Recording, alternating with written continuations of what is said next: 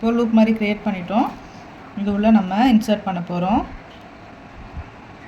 Insert பண்ணி இந்த ஒயருக்கு பார்த்திங்களா, நம்ம அந்த ஒயரை இது உள்ள இப்படி விட்டு எடுத்துக்கணும்.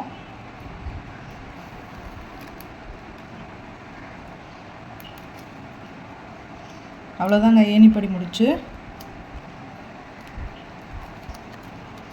இங்கே உள் சைடில் ரன்னிங் ஒயரை டைட் பண்ணிக்கணும். இங்கே பாருங்கள், நம்ம எங்கே ஸ்டார்ட் பண்ணுங்கிறதே தெரியல, ரொம்ப நீட்டாக முடிஞ்சிருக்கு. இப்போ இங்கே பின்னாடி ரன்னிங் ஒயர் இருக்குது பார்த்தீங்களா, இதுலேருந்து நம்ம நெக்ஸ்ட் லைன் வந்து ஸ்டார்ட் பண்ணிக்கணும். நான் இதை வந்து உங்களுக்கு வந்து எப்படி பண்ணுறதுன்னு காட்டுறேன்.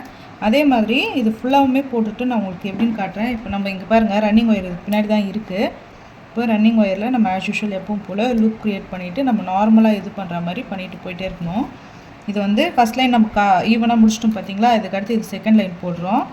இதே மாதிரி ரன்னிங் ஒயரை கட் பண்ணாமல் நீங்கள் போடும்போது உங்களுக்கு எந்த இடத்துலையுமே விட்டு போகாது. அதுக்காக தான் வந்து நம்ம ஏணிப்படி முடிச்சு போடுறது.